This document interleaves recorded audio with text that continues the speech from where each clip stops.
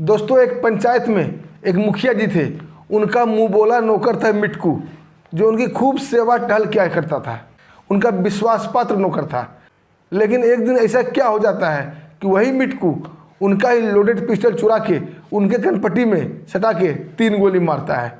जब इस केस की इंक्वायरी करने दरोगा साहब आते हैं हवेली पर और सभी नौकरों से पूछताछ करते हैं, तभी मिटकू का भी नंबर आता है। तभी मिटकू उस दरोगा को भी शूट कर देता है, उसे भी 3 गोली मारता है। आखिर क्या था माजरा? आखिर ऐसा क्या हो गया कि वो विश्वास पात्र नौकर हत्यारा बन गया? आइए दोस्तों पूरी कहानी जानते हैं विस्तार से। कहानी शुरू करने से पहले दोस्तों आप लोगों का दिल से बहुत बहुत धन्यवाद। आप लोग हमारे वीडियो को काफ़ी संख्या में लाइक करते हैं, सब्सक्राइब करते हैं। दोस्तों अपना प्यार और आशीर्वाद हमारे ऊपर बनाए रखिएगा, हम भी आपके भाई हैं। आइए दोस्तों चलते हैं कहानी की ओर। दोस्तों कहानी शुरू होती है बिहार के गोपालगंज से। गोपालगंज में मटिहानी नैन पंचायत था। वहाँ उपेंद्र सिंह नाम के एक दबंग व्यक्ति रहा करते थे। उनकी बड़ी चाहत थी, बड़ी इच्छा थी कि वो पंचायत की मुखिया बने। अच्छे धनवान व्यक्ति थे, अच्छी हवेली थी, नौकर चाकर थे और गांव समाज में उनकी दबंगई भी खूब थी। उनका मुखिया ना बनने का कोई सवाल ही पैदा नहीं होता था। दोस्तों कुछ दिन बीतते हैं और मुखिया का इलेक्शन भी आ जाता है, लेकिन सरकार ने मटिहानी नैन पंचायत पर महिला सीट सुरक्षित कर दिया था। अब उपेंद्र सिंह की सारी इच्छाओं पर, सारी मनोकांक्षा पर पानी फिर जाता है, लेकिन वो हार नहीं मानते हैं। वो अपनी पत्नी नीलम देवी को वहाँ से मुखिया में खड़ा कर देते हैं और अपनी सारी जोर आजमाइश से अपनी पत्नी नीलम देवी को मुखिया के इलेक्शन जितवा देते हैं। चाहे वो पैसे का बल हो, लाठी का बल हो, चाहे कैसे भी हो, वो उसकी पत्नी मुखिया बन जाती है। नीलम देवी मुखिया तो बन जाती है दोस्तों, लेकिन मात्र नाम का। मुखिया के सारे काम, सारे फैसले उपेंद्र सिंह क्या करते थे। नीलम देवी की नाम से सील मोहर तो था, लेकिन वो सील मोहर उपेंद्र सिंह की पैकेट में रहता था।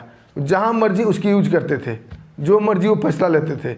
नीलम देवी घर में रहकर घर का काम देखा करती थी। सब कुछ ठीक चल रहा था दोस्तों। सरकार की तरफ से बहुत सारी योजनाएं आ रही थी, तो मुखिया उपेंद्र सिंह उन सब योजनाओं का लाभ उठा के खूब पैसा पीट रहा था। उसका एक विश्वास पात्र नौकर था मिटकू। वो नौकर कम बॉडीगार्ड ज़्यादा था। हर समय मुखिया के साथ वो लाठी लेके तैनात रहता था और घर का भी काम देखा करता था। कुल मिलाकर वो अच्छा विश्वास पात्र नौकर था। दोस्तों मुखिया के इलेक्शन के 1 साल बीत जाते हैं। जैसे ही 1 साल पूरा होता है तो उस थाने का दरोगा बोलता है कि मुखिया जी आपकी आज 1 साल पूरा हो गए, क्या पार्टी नहीं होगी? उपेंद्र सिंह हंसते हुए बोलते हैं, दरोगा जी ऐसी कैसी बात कर दी आपने, ज़बरदस्त पार्टी होगी, आज शाम को ही पार्टी करते हैं, आ जाइएगा हवेली पर। और उपेंद्र सिंह घर चले आते हैं, अपने विश्वास पात्र नौकर को बुलाते हैं और बोलते हैं पार्टी का अरेंजमेंट करो। अब मिटकू सारी व्यवस्था में लग जाता है। दारू, मुर्गा और भी व्यवस्था जो भी था पीने खाने का, सब व्यवस्था सेट होने लगता है। दोस्तों इसी बीच मुखिया जी मिटकू को बुलाते हैं और बोलते हैं कि मिटकू तुम आज अपनी पत्नी फुलवा को भी लेके शाम को चला आना, घर में ज़्यादा काम है, थोड़ा वो मुखियाइन का हाथ बटा देगी। मिटकू जी हजूर बोल के घर चला जाता है और अपनी पत्नी फुलवा को सारी बात बताता है और उसकी पत्नी फुलवा भी काम करने के लिए मुखिया की हवेली पे आ जाती है। दोस्तों शाम होता है, अब दरोगा जी आ जाते हैं मुखिया जी के यहाँ। खूब जम के पार्टी होती है, दोनों पीते खाते हैं। दोस्तों पीने होने के बाद खाने का नंबर आता है, खाने के लिए बैठते हैं। तभी मिटकू और फुलवा दोनों मिलकर पति पत्नी मुखिया जी को और दरोगा जी को खाना परोस रहे थे। जो दरोगा था वो थोड़ा आशिक मिजाज था, फुलवा को देखकर वो रंगीन हो जाता है और मुखिया जी को बोलता है ये कौन है? मुखिया बोलते हैं हमारे नौकर की पत्नी है, फुलवा इसका नाम है। दरोगा बड़ा ही सैराना ढंग से बोलता है फुलवा नाम है तो फूल की तरह है भी, इसे मुझे चाहिए।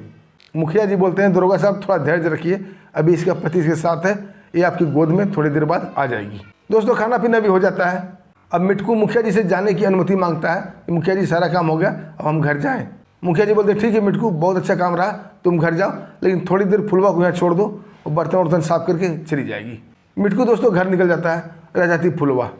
जैसे ही फुलवा मुखिया जी के कमरे में बर्तन उठाने के लिए आती है, मुखिया जी दरवाज़ा बंद कर देते हैं और आओ देखते न ताओ मुखिया जी और दरोगा दोनों मिलकर फुलवा के ऊपर टूट पड़ते हैं और एक ही झटके में उसके सारे वस्त्र तन से निवस्त्र कर देते हैं। और मुखिया और दरोगा दोनों मिलकर अपनी खूब मनमानी करते हैं। जब फुलवा इसका विरोध करती है, चीखना और चिल्लाना चाहती है, तो दरोगा पिस्टल निकाल लेता है और फुलवा के ऊपर तान देता है, बोला तुम्हें तो मारूंगा ही मारूंगा, तुम्हारे पति को भी मार दूंगा और आरोप लगा दूंगा तुमने हवेली में चोरी की थी। दोस्तों गाँव की लड़की थी फुलवा, वो डर जाती है और चुप हो जाती है।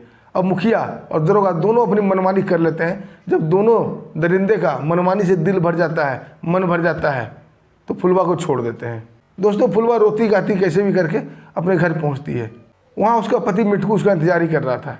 जैसे बदहवास फुलवा घर में जाती है, मिठकू उसे देख कर चौंक पड़ता है, क्योंकि अभी अभी तो थोड़ा देर पहले वो फुलवा को सही सलामत छोड़ के आया था। फुलवा की हालत देख कर उसे समझते देर नहीं लगती है कि इसके साथ क्या हुआ है। फुलवा से वो पूछता है कि फुलवा क्या हुआ। फुलवा मिठकू के गले जोर से लिपट जाती है और जोर जोर से फूट फूट कर रोने लगती है। मिठकू सारा माजरा समझ चुका था। वो उसे दिलासा देता है, पानी पिलाता है, बैठाता है, बोलता है फुलवा मैं तुम्हारे साथ हूँ, हिम्मत मत हारो, बस तुम बताओ कैसे हुआ, क्या हुआ। फुलवा सारी कहानी मिठकू को बताती है। मिठकू बोलता है फुलवा हम लोग गरीब आदमी हैं, एकाएक मुखिया से और दरोगा से हम मुकाबला नहीं कर सकते। यहाँ जोश की ज़रूरत नहीं है, यहाँ होश की ज़रूरत है। अगर हम एकाएक कभी लड़ाई करने जाएंगे तो कोई न कोई बहाना से मुखिया हमें फंसा देगा, फिर दरोगा भी हमें मार देगा या तो जेल में डाल देगा। इसलिए तुम शांत हो जाओ, लेकिन मैं तुम्हारी सर की कसम खा कहता हूँ, इस मुखिया और दरोगा से बदला ना लिए तो मैं भी तुम्हारा पति नहीं। दोस्तों फुलवा अपने पति पर भरोसा करती थी और भरोसा करके सो जाती है। सुबह होता है दोस्तों, मिठकू फिर मुखिया के दरवाजे पर पहुँच जाता है। राम राम श्याम श्याम होता है और जैसे पहले मिठकू काम करता था वैसे ही काम करना शुरू कर देता है।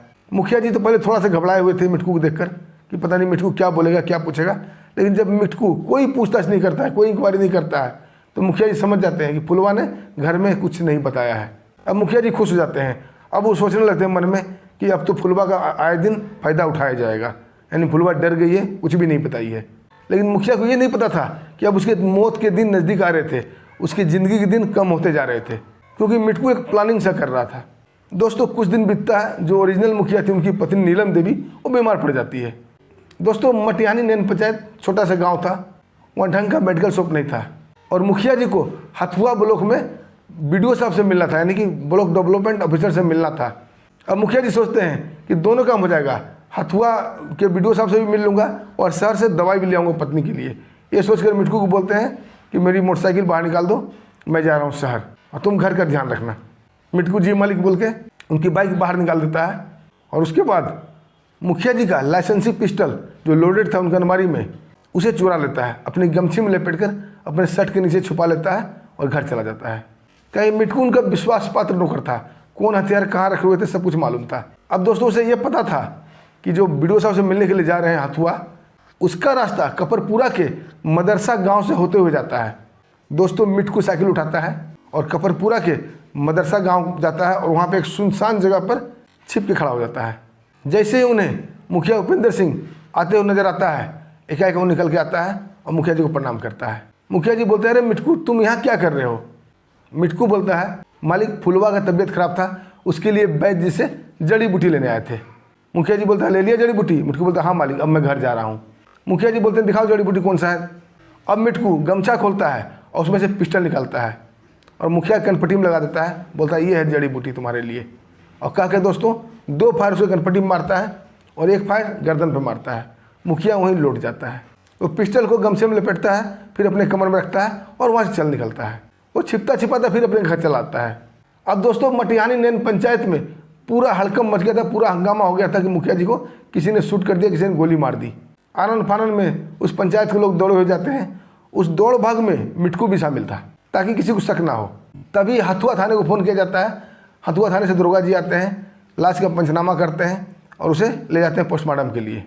दूसरे दिन वो दरोगा साहब मुखिया जी की हवेली पाए जाते हैं पूछताछ करने के लिए, क्योंकि मुखिया जी उनका दोस्त था और उनकी पत्नी नीलम देवी रो रो के बुरा हाल कर रही थी। अभी सभी से पूछताछ किया जा रहा था, सभी से इंक्वायरी की जा रही थी, किसी ने कुछ देखा है, मुखिया जी कहाँ जा रहे थे। तभी सभी नौकर बताते हैं कि मुखिया जी कहीं भी जाते थे मिठकू को मालूम होता था, मिठकू उनका खास आदमी था। अब दरोगा जी मिठकू को बुलाते हैं, उसे मिठकू बताता है साहब दरोगा जी हथुआ के BDO साहब से मिलने जा रहे थे और साथ ही साथ मालकिन के लिए दवाई लेने की बात कर रहे थे कि शहर से दवाई लेके आऊँगा।